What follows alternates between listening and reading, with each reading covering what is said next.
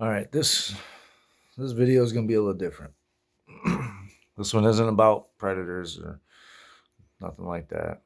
I mean, maybe depending on your take on it, but this one is for anybody who's watching it, who's in my area in Washera County and Red Granite in Wisconsin. Period. Right. My name is Ricky Brown. I'm 36 years old and I'm from Red Granite, Wisconsin. When I was a teenager, I got involved in some heavy stuff, and I was sentenced as a serious juvenile offender, which is the state's fancy way of saying you're not quite an adult, but what you did is serious enough, we're going to put you in prison. And they sent me to Lincoln Hills. Now, I was in Lincoln Hills before there was girls there. And there's a lot going on, and it's been in the news a lot and things of that nature, about like violence and things happening with children up there and shit like that, right?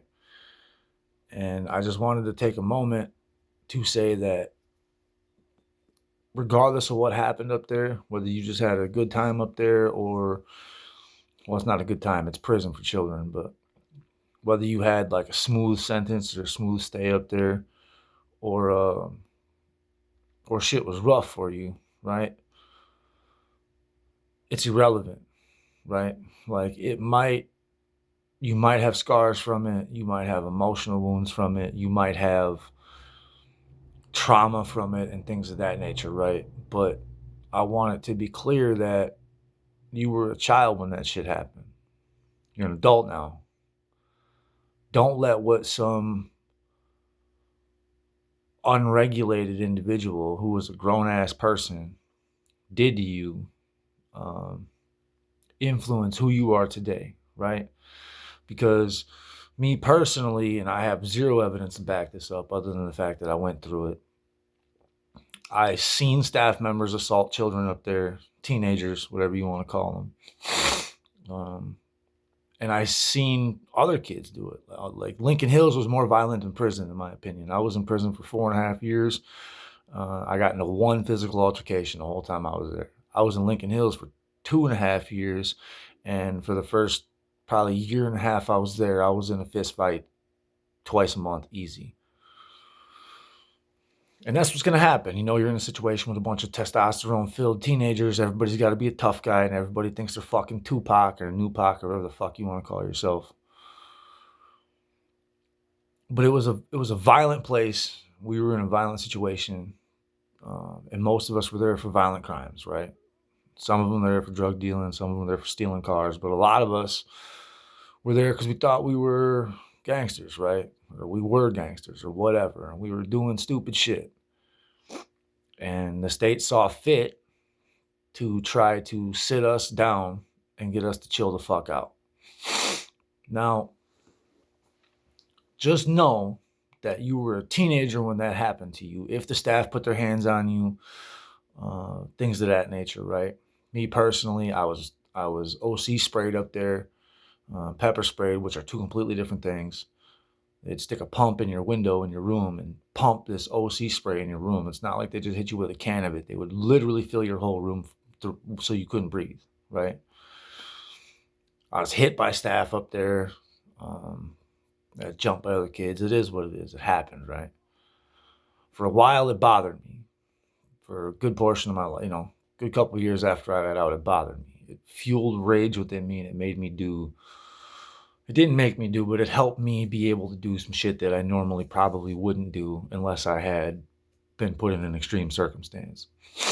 But I just wanted to tell you guys, or just let you guys know, that shit doesn't define you, because that was a grown man acting against a child, and they would not try that shit with you today. So it's not that you were weak. It's not that you couldn't defend yourself. It's that they were simply grown individuals who took advantage of the fact that they were in charge of children, and for whatever reason they decided they needed to put their hands on kids. Now, to be fair, there was some really good staff members up there. There was some that I really appreciated. Um, but there was some that were really bad eggs, right? And you can't let the bad eggs spoil it for everybody, right? And by everybody, I just mean whoever's had experiences up there. Um, I just had a brief moment where this occurred to me, and I was thinking about it, right? And part of what I'm trying to do here is make the community as a whole better in all aspects, not just get these predators out of my town and out of my community and fix what's wrong. I think with our courthouse and things of that nature,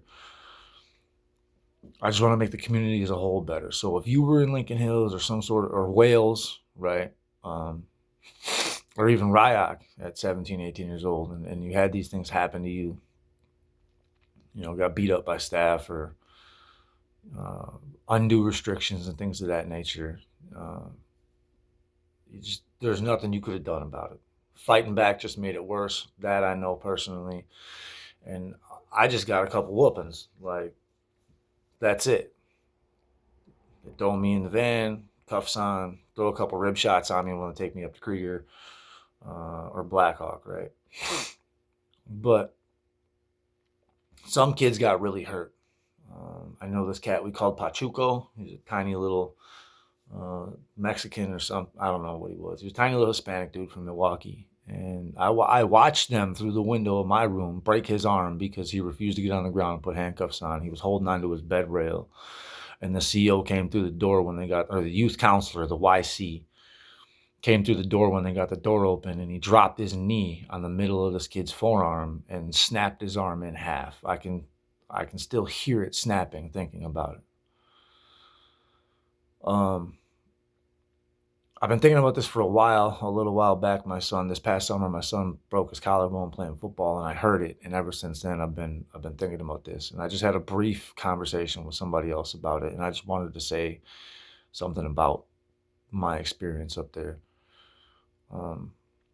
And so whoever's listening, whatever happened to you up there, if anything happened to you up there, or if just the experience as a whole was traumatic, first of all, majority of us deserve to be there. We earned it, right? We weren't put there because the system failed or because we were framed or none of that. Majority of the people who were there deserve to be there. I know I did. But some of the things that happened weren't necessary, right? So yeah, don't let what happened in your past define you today. And just trust and believe that they wouldn't pull that shit with you now as a grown-ass adult. Don't let it affect how you deal with other people. Don't take that rage you may be holding out on other people because of some shit that happened to you, 10 years ago, 5 years ago, 20 years ago. Because for me, it was 20 years ago, 19 years ago. So yeah, it's on you, man. It's on us. We got to stand up and be accountable for ourselves and control ourselves. We can't be acting like animals out here in public, although sometimes that might be what's necessary.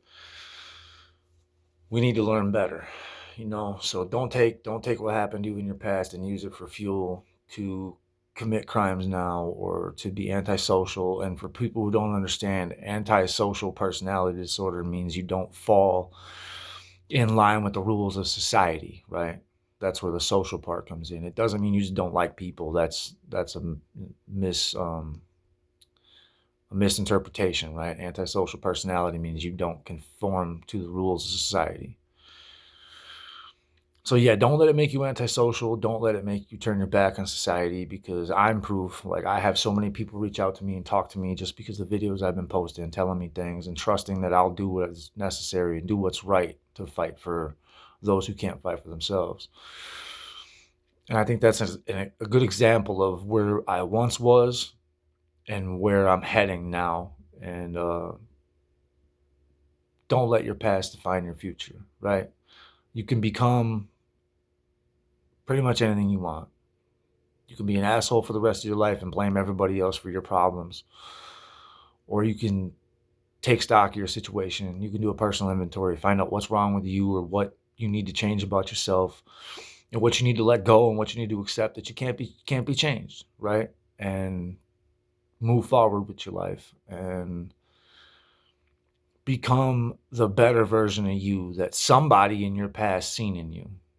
So I just wanted to let you guys know that, and I hope y'all do good.